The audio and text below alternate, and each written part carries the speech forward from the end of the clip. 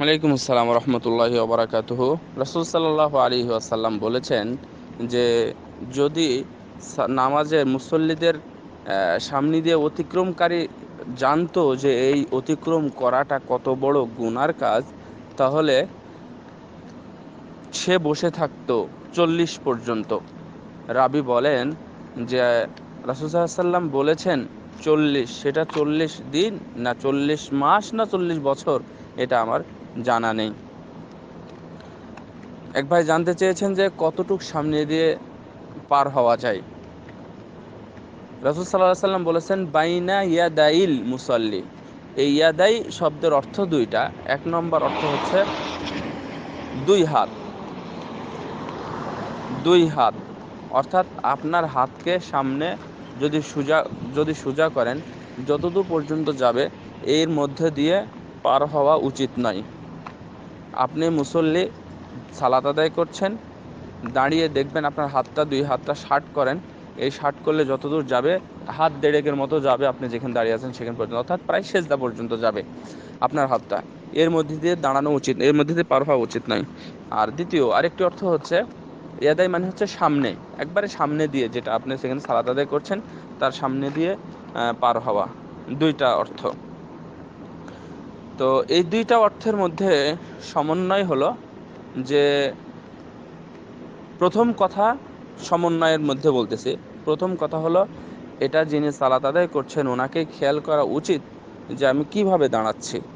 উনি একটু খেয়াল করে দাঁড়াবেন যে আমার সামনে দিয়ে যেন মুসল্লিদের পার না হতে হয়।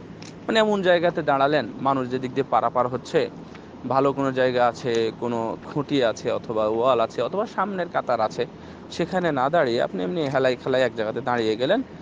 তারপরে ওই দিক দিয়ে মানুষ যাতায়াত করতেছে আপনার সামনে দিয়ে। হ্যাঁ, তো এভাবে উচিত নয়। দ্বিতীয় নম্বর কথা হচ্ছে যে যারা পার হবেন তাদেরও এই হাদিসের দিকে লক্ষ্য রেখে আমার মনে হয় ওয়েট করাটা। আমার উস্তাদজি যখন এই হাদিসটা পড়ান, আব্দুল্লাহ শাহবান হাফিজাহুল্লাহ, উনি মাসরি মানুষ, মিশরি উস্তাদ। তো এই উস্তাদ যখন হাদিসটি পড়াচ্ছিলেন, যে বলছিলেন যে আচ্ছা, রাসূল সাল্লাল্লাহু আলাইহি সাল্লাম তো বলেছেন 40 পর্যন্ত, তো আমাদের এখানে এখন সর্বশেষ 40 পর্যন্ত আমরা কি গুনতে পারি? মিনিট তো গুনতে পারি। 40 ঘন্টা অথবা 40 সপ্তাহ, 40 মাস, 40 বছর না নাই হলো, তো 40 মিনিট তো অপেক্ষা করতে পারি। তো 40 মিনিট অপেক্ষা করো। তো উস্তাদি বলছেন যে আমরা তো দাঁড়িয়ে 40 সেকেন্ডও অপেক্ষা করি না, তার 40 মিনিটের কথা তোমাদের কি বলবো। 40 সেকেন্ড হয়তো অনেক সময় অপেক্ষা করলেও মানুষের সালাত শেষ হয়ে যায়, কিন্তু সেটাও আমরা উপেক্ষা করি না, এটা অবশ্য অবজ্ঞারই শামিল। সুতরাং রাসূল সাল্লাল্লাহু আলাইহি ওয়াসাল্লাম বলেননি কি গুনাহ হবে, কিন্তু বলেছেন যদি জানতো কি আছে, মানে কি গুনাহ আছে, মাফি আসাম, মানে কি গুনাহ, কি ধরনের গুনাহ আছে, যদি মানুষ জানতো তাহলে কখনোই পার হতো না। সুতরাং বোঝা যায় যে এটা অবশ্যই মানে বেশ অনেক বড়ই গুনারই অন্তর্ভুক্ত।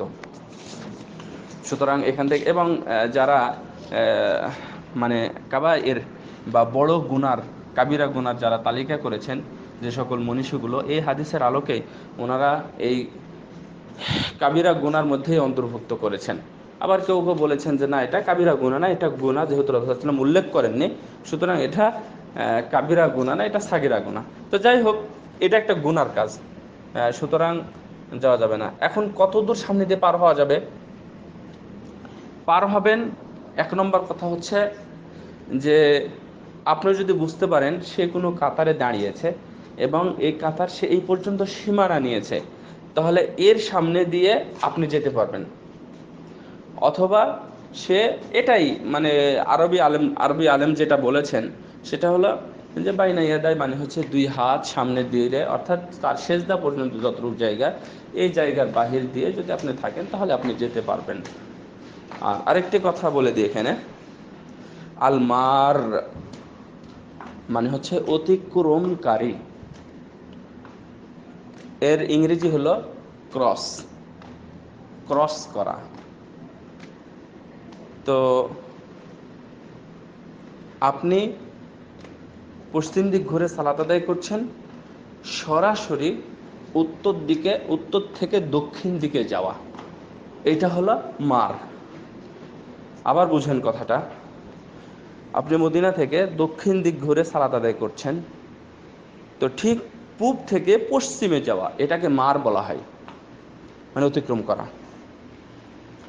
কিন্তু কেউ যদি সামনে থাকে, সরাসরি স্ট্রেট সামনে যদি থাকে, তাহলে সে উঠে এদিকে ওদিকে যেতে পারে, এটা ঠিক আছে, এদিকে ওদিকে যেতে পারে, কিন্তু সরাসরি অতিক্রম করার বিষয়টা হাদিসে উল্লেখ করা হয়েছে, সেটা করা যাবে না। শুকরান, জাযাকুমুল্লাহ খাইরা।